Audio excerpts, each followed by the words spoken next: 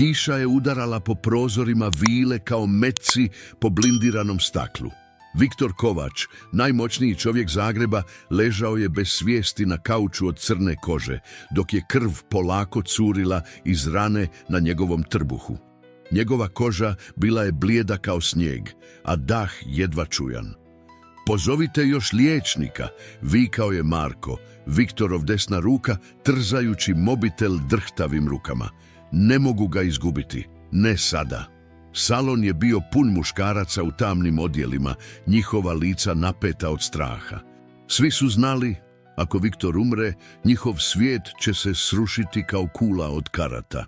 Neprijatelji će doći po njih, jednog po jednog. Kroz glavna vrata ušao je četvrti liječnik te večeri, dr. Pavić, najpoznatiji kirurg u gradu. Njegove ruke su bile sigurne, ali oči zabrinute kada je vidio Viktora. Pristupio je pažljivo, kao da prilazi divljoj zvijeri. Koliko je liječnika već bilo ovdje? Upitao je, podižući Viktorovu košulju. 3, odgovorio je Marko. Svi kažu isto, predugo je krvarito, previše je krvi izgubio. Dr. Pavić je pokušao sve što je znao. Prerezao je, šivao, davao injekcije, ali Viktorovo stanje se nije popravljalo. Naprotiv, postajalo je gore. Njegov puls je slabio, a koža postajala sve hladnija. Žao mi je, šapnuo je dr. Pavić nakon 2 sata borbe. Učinio sam sve što sam mogao. Marko je udario šakom o zid tako snažno da se slika pokojnog Viktorovog oca zatresla. Ne, pozovite nekoga drugog, bilo koga. I tako je počela najduža noć u životu mafijaškog klana. Jedan po jedan, liječnici su dolazili i odlazili. Kirurzi, internisti, kardiolozi, neurolozi, svi najbolji u Hrvatskoj. Neki su dolazili iz Rijeke, neki iz Splita, a neki čak i iz Slovenije. Novac nije bio problem. Viktor je bio spreman platiti milijune za svoj život. Dr. Ana Knežević, poznata kardiologinja, pokušala je s defibrilatorom. Dr. Tomislav Jurić je probao eksperimentalnu terapiju. Dr. Mira Šimić je koristila najnovije antibiotike iz Amerike. Ništa nije pomagalo. Dozore dvorana je bila puna umornih liječnika koji su samo klimali glavom u znak poraza. Viktor je i dalje ležao na kauču, jedva živ, njegovo tijelo hladno kao mramor. Koliko ih je ukupno bilo? Upitao je mladi doktor koji je stigao posljednji. 99, odgovorio je Marko slomljenim glasom. Ti si 100. Doktor Bogdan Miletić, veteran medicine s 40 godina iskustva, pristupio je Viktoru s poštovanjem koje se daje umirućemu čovjeku. Pokušao je sve što je naučio u svojoj dugoj karijeri, ali nakon sata vremena i on je odustao. Ja ne mogu više, rekao je tiho. Trebao je operaciju prije 6 sati. Sada je prekasno. Marko je sjeo na pod, stavio glavu u dlanove i zaplakao. Oko njega muškarci koji se nikada nisu bojali ničega, stajali su poraženi. Njihov kralj je umirao, a oni su mogli samo gledati. Kiša je nastavila padati, a unutar vile vrijeme se činilo zaustavljeno. Jedini zvuk bio je slabi ritam Viktorovog srca na monitoru, sve sporiji i slabiji. Niko nije primijetio malu ženu u sivoj uniformi koja je tiho stajala u kutu, promatrajući kaos oko nje vlastitim mračnim očima. Milena Babić čistila je podove ove vile već 5 godina. Svaku večer kada bi se muškarci razišli, ona bi došla da posloži namještaj, opere sudove i ukloni tragove njihovih razgovora. Nikad se nije žalila, nikad pitala previše, nikad govorila o onome što je vidjela. To je bilo ono što se Viktoru sviđalo kod nje. Bila je nevidljiva, kao duh koji posprema tuđe tajne.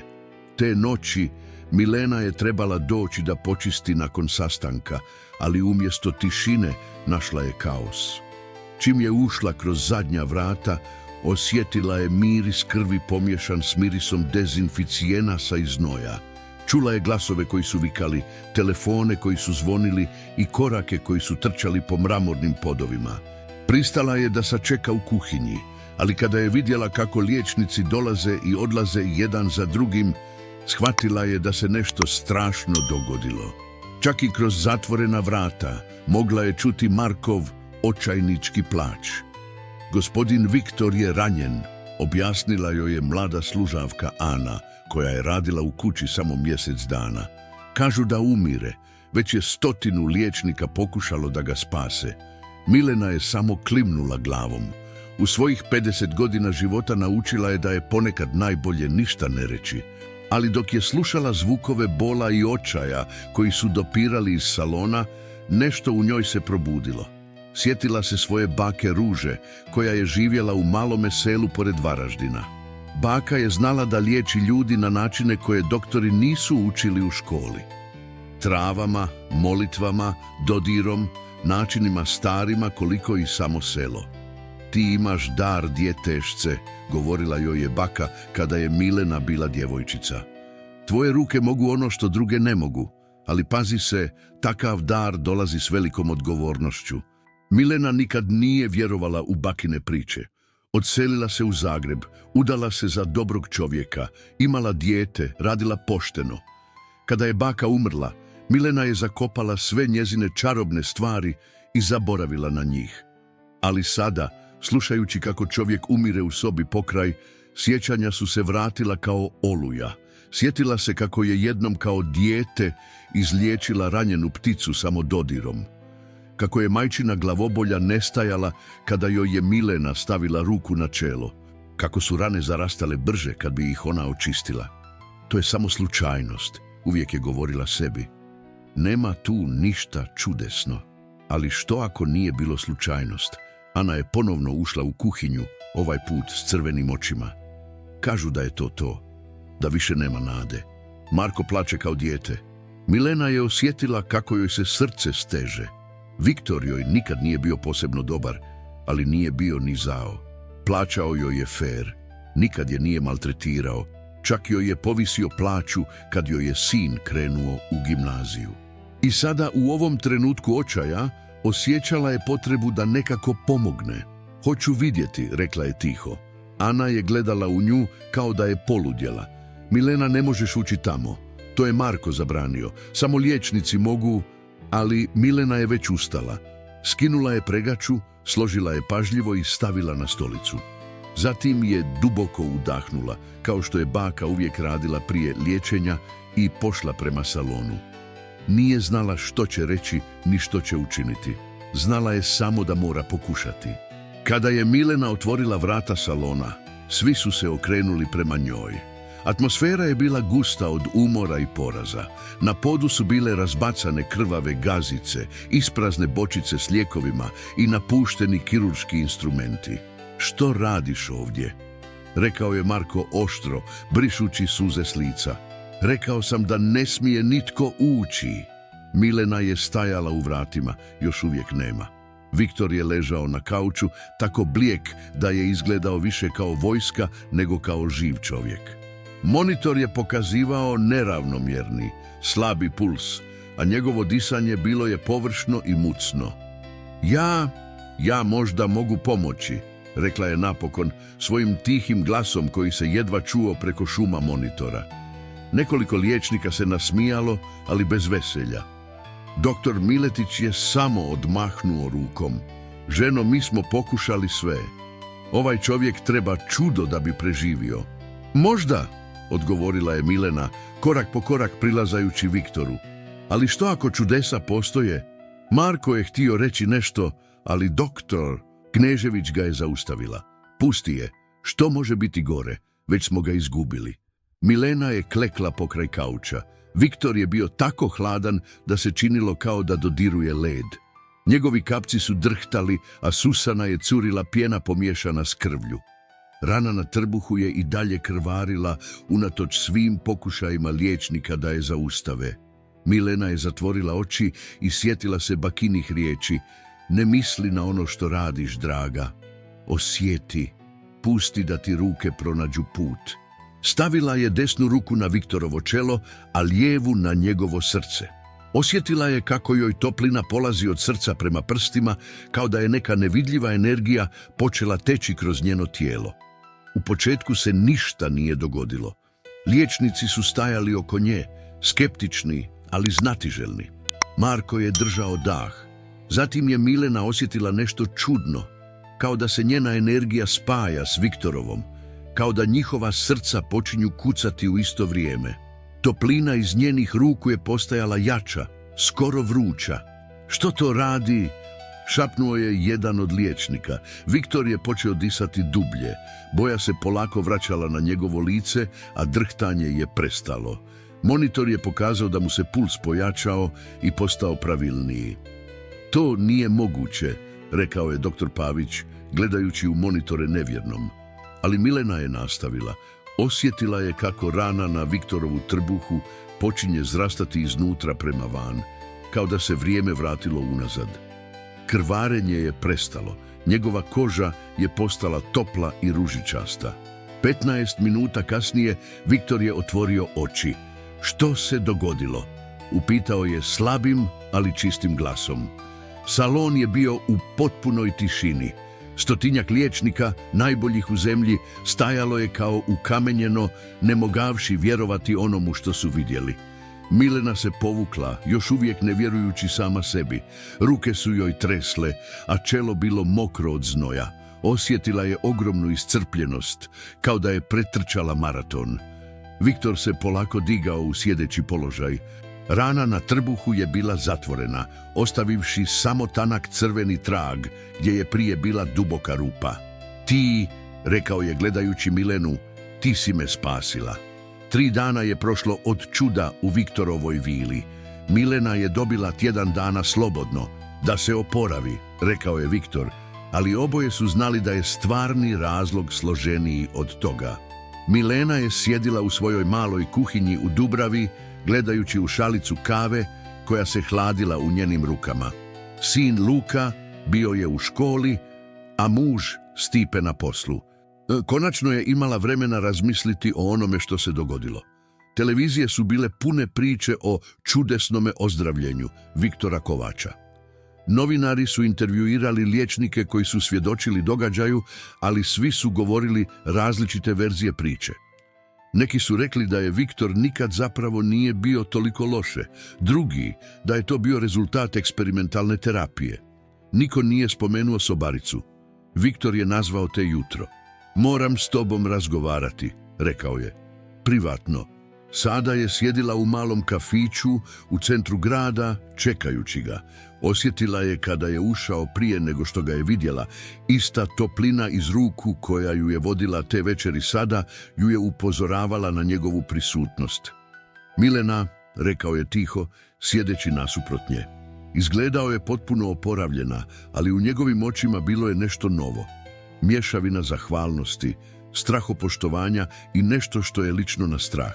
Gospodine Viktor, odgovorila je, ne znajući što očekivati. Prestani s tim, gospodine, rekao je. Ti si mi spasila život. Ti imaš, kako da to nazovem, dar koji je van ovoga svijeta. Milena je osjetila kako joj se želudac steže. Ne znam o čemu govorite. Nemoj se pretvarati. Viktor je se nagnju preko stola. Osjećam to. Od te večeri osjećam te, kao da smo povezani nekako. Kad se ti osjećaš nervozno, ja to osjetim. Kad te boli glava, i mene zaboli. Milena je klimala glavom. I ona je osjećala isto, kao da je dio nje ostao s njim, a dio njega ušao u nju. Što to znači? Upitala je. Viktor je duboko udahnuo. Ne znam, ali znam da to mora ostati tajna. Ako drugi saznaju što možeš učiniti, doći će po tebe. Vladini ljudi, stranci, naučnici, svi koji žele koristiti tvoj dar za svoje potrebe. Možda je to bilo samo jednom, rekla je Milena u nadi. Možda se više neće ponoviti. Ali Viktor je pokretao glavom. Jutros sam posjećen jednog od mojih ljudi. Ima rak, 4. stadij. Liječnici kažu da će umrijeti za mjesec dana. Milena je znala što će reći prije nego što je izgovorio. Hoću da mi pomogneš spasiti ga. Ne mogu, rekla je brzo. To nije, ja nisam. Jesi, rekao je čvrsto. I to je tvoja odgovornost sada. Možeš spašavati živote, Milena. Kako možeš to odbiti? Milena je osjetila kako joj se svijet okreće. Cijeli život je željela biti samo obična žena, majka, supruga.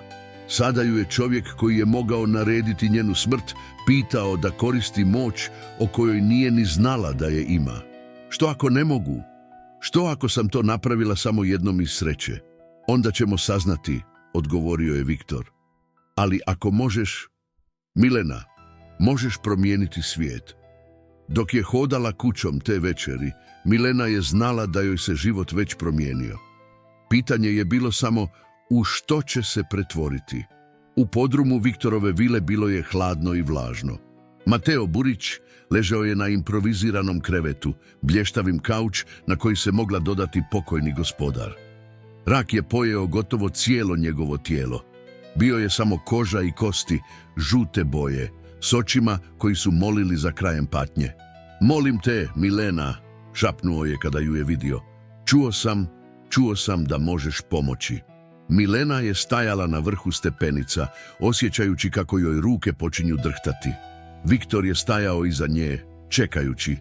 U uglu je doktor Pavić montirao monitore, spreman da dokumenta bilo koji čudo ili neuspjeh.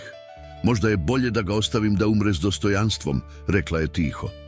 To nije tvoja odluka, odgovorio je Viktor. Dar ti nije dan da biraš tko zaslužuje živjeti? Mateo je počeo kašljati, izbacujući krv na bijelu posteljinu. Njegova žena Ana klečala je pokraj kreveta, držeći mu ruku i plačući tiho. Njihova dvoje male djece čekala su u sobi iznad, ne znajući da se njihov tata bori za život. Milena je spustila niz stepenice. Svaki korak je bio teži od prethodnog. Kada je dotakla Mateovu ruku, osjetila je koliko je hladan i slab. Rak je bio posvuda, u plućima, jetri, kostima. Bilo je to kao da pokušava obnoviti potpuno uništenu zgradu. Stavila je ruke na njegov trud i zatvorila oči. Ova put je bilo drugačije, toplina je dolazila sporije, slabije. Osjetila je kako joj se snaga vuče iz tijela kao voda kroz rup na čamac, ali počelo je djelovati. Mateo je počeo disati lakše. Njegova koža je dobivala zdraviju boju. Monitor je pokazao poboljšanje funkcije srca i pluća. Poslije 2 sata Milena se sasula. Osjetila je kao da nije spavala tjedan dana, kao da je svaki masl u njenom tijelu zabolio. Ali Mateo je sjedio na krevetu, gledao oko sebe s čuđenjem. Ana, rekao je ženi, osjećam se dobro. Doktor Pavić je provjerio sve moguće testove. Rak je nestao, potpuno, kao da nikad nije ni postojao. To je nemoguće, ponavljao je. Ovo je znanstveno nemoguće. Ali Viktor je gledao Milenu s nečim što je ličilo na pohlepu. Koliko ih možeš izliječiti dnevno? Možemo napraviti bolnicu, dovožiti ljude iz cijelega svijeta. Ne! Milena je ustala toliko brzo da je zamalo pala. To nije ono što želim. Što onda želiš? Upitao je Viktor. Vratiti se čišćenju pod? Milena je pogledala Anicu koja je grljela svog muža, a zatim je čula smijeh djece odozgora koji su trčala niz stepenice da vide svojega oca. Shvatila je da je danas spasila cijelu obitelj, ali također je shvatila da je postala nešto što nije htjela biti. Ljudi će dolaziti po nju, moliti je, zahtijevati od nje da ih liječi. A što ako jednog dana neće moći? Što ako joj se dar iscrpi? Trebam vremena da razmislim, rekla je. Viktor je klimnuo glavom. Imaš tjedan dana, ali Milena. Njegov glas je postao hladan, ugrozavajući. Ovaj dar nije samo tvoj. Ljudi koji znaju za to neće te pustiti da se preprosto vratiti na starije život. Dok je hodila kućom te noći, Milena je shvatila da je njena volja možda već više nije njena.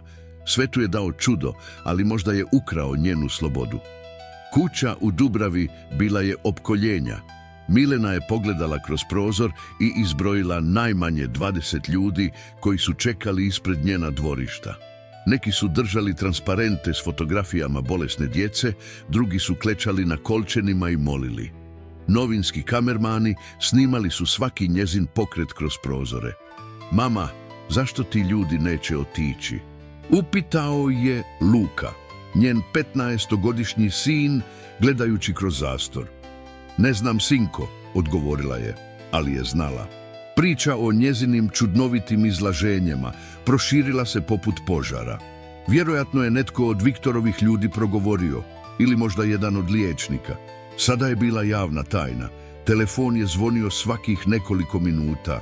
Novinari, liječnici, obitelji očajnih bolesnika, svi su htjeli dio nje.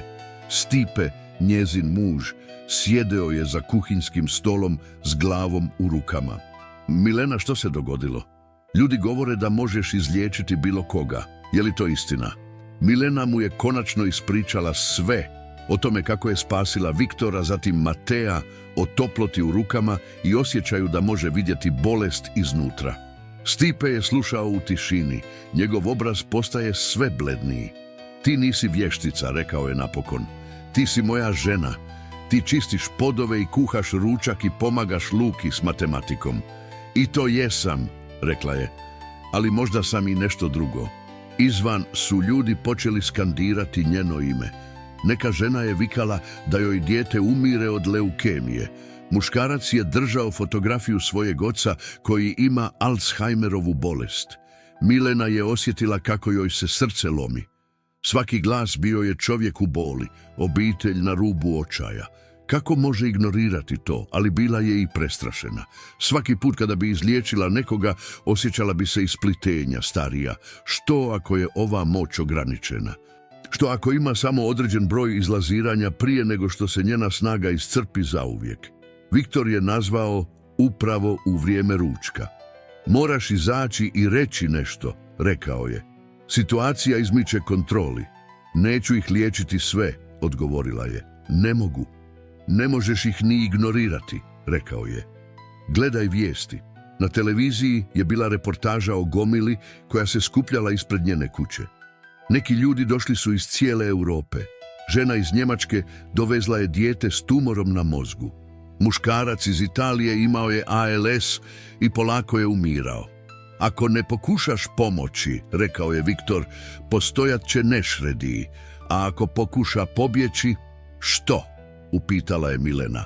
Postoje ljudi koji bi te možda htjeli zadržati. Vlade, velike farmaceutske kompanije.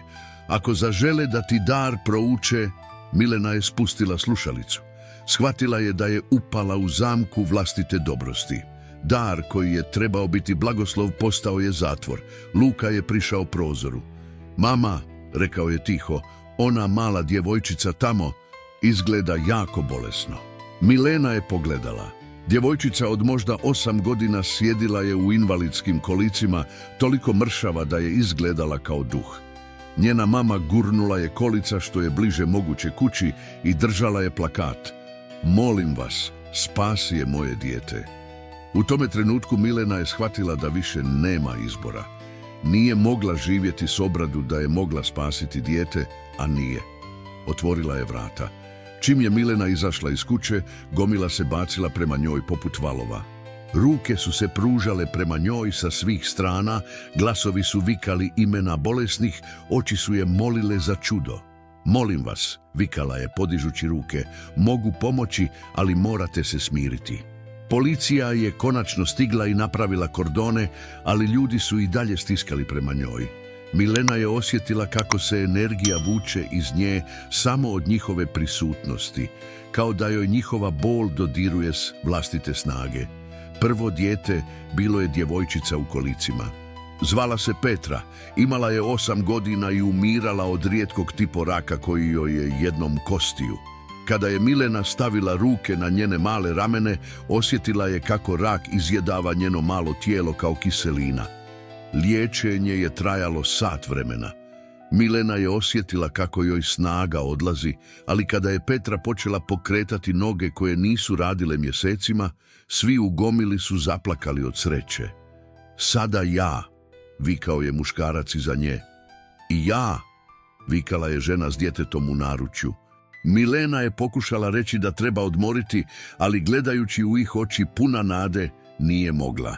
Prešla je na sljedeće dijete, zatim na stariji čovjek s Parkinsonovom bolešću, zatim na ženu s rakom dojke. Jedan po jedan izliječila ih je sve. Sa svakim dodirom osjećala je kako se dio nje odlazi, noge su joj postale poput želea, ruke drhtale, vid zamagan. Ali nastavlja je. Stigla je večer kada je izliječila posljednjeg čovjeka, mladića koji je patio od depresije toliko teške da nije mogao izaći iz kreveta. Kada je stavila ruke na njegove temples, čak je i vučila njegovu bol u sebe, ostavila mu radost, a uzela tugu. Mama! Luka je trčao prema njoj kad je vidio kako se sruša na kolčena. Milena je bila blijeda kao smrt. Ruke su joj bile ledene, a oči zamijenjene. Uspjela je izliječiti 37 ljudi te dana, ali cijena je bila ogromna. Pozovite doktora, vikao je Stipe, ali Viktor je već bio tu. Ne, rekao je, doktori ne mogu pomoći s ovim. Podigo je Milenu u naručje kao dijete. Moram je vratiti kući, rekao je Stipi. Trebaju joj mirovat i posebnu njegu. Kakvu posebnu njegu? Upitao je Stipe sumnjičavo. Vrstu koju još samo ja razumijem, odgovorio je Viktor. Dok je Viktor nosio Milenu prema Limo, ona je osjetila kako joj se svijet gubi, ali je također osjetila zadovoljstvo. Toliko je obiteljima danas vratila nadu. Toliko djece će sad moći odrastati. Možda je to vrijedilo žrtva vlastite snage, ali dok su se vrata automobila zatvorila iza njih, Milena se zapitala ima li još snage za još jedno čudo? I što će se dogoditi kada joj se dar iscrpi zauvijek? Tjedan je prošao od Milenina kolapse. Ležala je u posebnoj sobi u Viktorovoj vili, hojna s aparatima koji su pratili njene životne signale.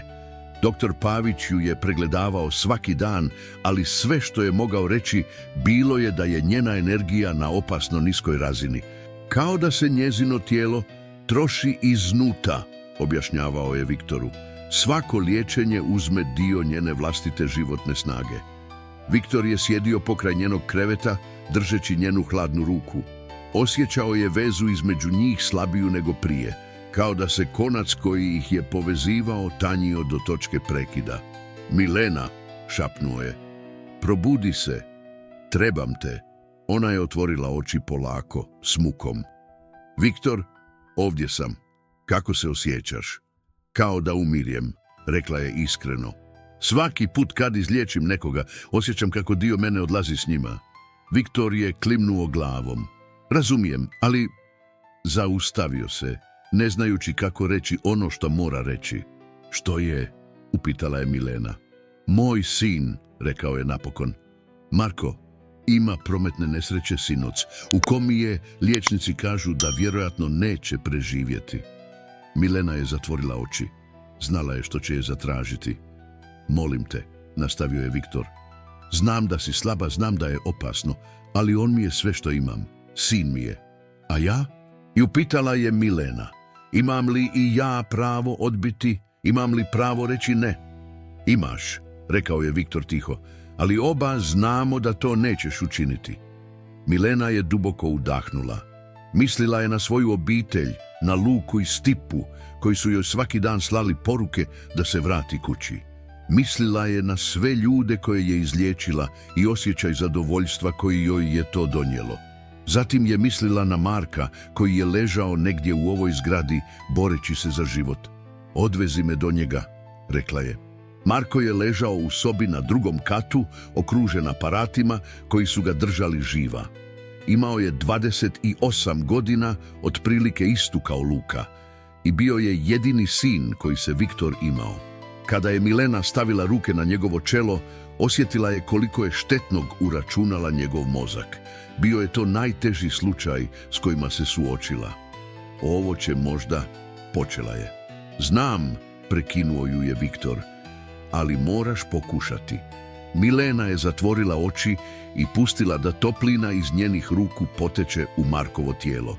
Ovaj put je osjećala kako joj se ne samo snaga vuče, već i sama životna energija, kao da prenosi dio svoje duše u njega.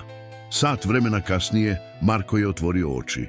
Bio je potpuno oporavljen, bez ikakvih trajnih oštećenja. Ali Milena se srušila na pod. Milena? Viktor je kleknuo pokraj nje. Bila je svjesna, ali jedva. Ruke su joj bile blijede, a disanje jako slabo.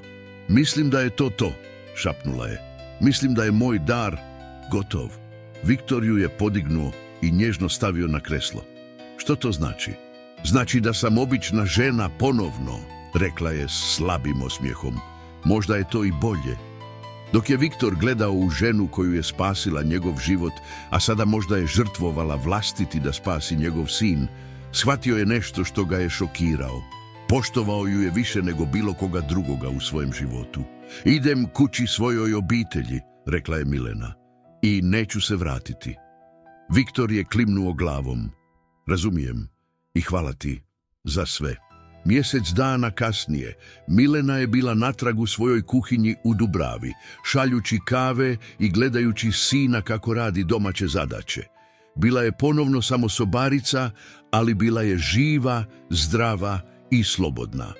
Ponekad je pustila da se pita što bi bilo da je zadržala svoj dar, ali zatim bi pogledala Luku kako se smije nečemu na televiziji i shvatila da je napravila pravi izbor.